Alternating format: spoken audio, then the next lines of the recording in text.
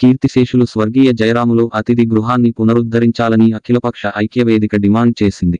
Panchayati Raj guest house office దగ్గర ఆ శాఖ ఎసితో మాట్లాడి అందుబాటులో ఉన్న అధికారికి వినతి పత్రం ఇస్తూ పలు డిమాండ్లు పెట్టిన అఖిలపక్షం ఐక్యవేదిక అధ్యక్షులు సతీష్ యాదవ్.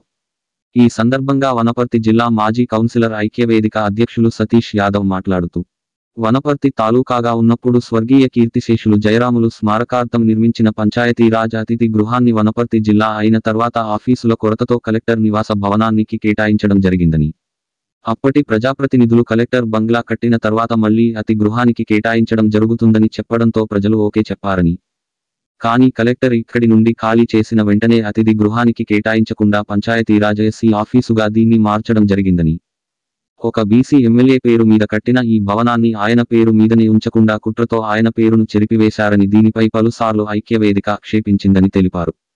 కాంగ్రెస్ ఎమ్మెల్యే అయిన జయరాములు అతిథి గృహాన్ని ఇప్పుడున్న కాంగ్రెస్ ప్రభుత్వం చిన్న చూపు చూస్తుందని, దానికి కారణం అందరూ అగ్రవర్ణాల నాయకులే ఉండడం వల్ల వారికి కొందరు భజన చేస్తూ పాట పాడుతూ చరిత్రను రూపు మార్చాలని చూస్తున్నారని, ప్రజలకు వ్యక్తులపై కోపం ఉండదని వ్యవస్థలో చేసే అవినీతి అక్రమాలపైనే కోపం ఉంటుందని కనుక ప్రజల ఆగ్రహానికి గురికాకూడదని పరోక్షంగా హెచ్చరించారు. ఈ కార్యక్రమంలో అఖిలపక్ష ఐక్యవేదిక అధ్యక్షుడు సతీష్ యాదవ్, టీడీపీ రాష్ట్ర నాయకులు కొత్తగొళ్ల శంకర్, నాయకులు గౌనికాడి యాదయ్య, బొడ్డుపల్లి సతీష్, శివకుమార్, రాములు, రమేష్ పాల్గొన్నారు.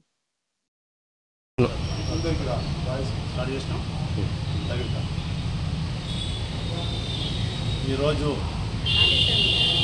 పంచాయతీరాజ్ ఎస్సీ గారితో వినతిపత్రం ఏదైతే వచ్చినాం, గతంలో కూడా వినతిపత్రం ఇచ్చాము.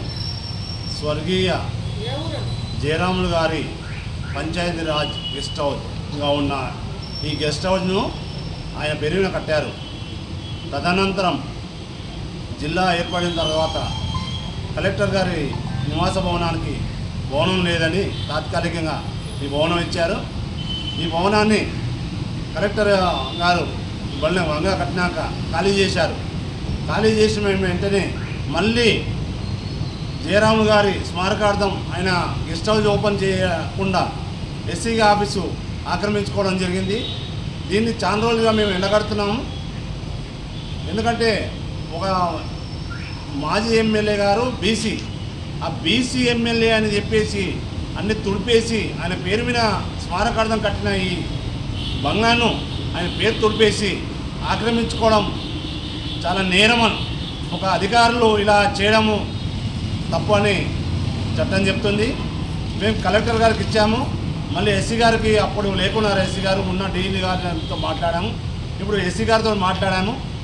త్వరగా ఈ పంచాయతీరాజ్ గెస్ట్ హౌస్ను ఓపెన్ చేయవలసిందిగా కోరుతున్నాము. ఎందుకంటే వనపర్తిలో ఉన్న సంఘాలు కానీ పార్టీలు కానీ ఒక వినతి ప్రెస్ క్లబ్ లేదు. ఇక్కడ ప్రెస్కు ఏమైనా ఇవ్వాలంటే రోడ్ల మీద నిలబడి మేము ప్రెస్ చేయవలసి వస్తుంది.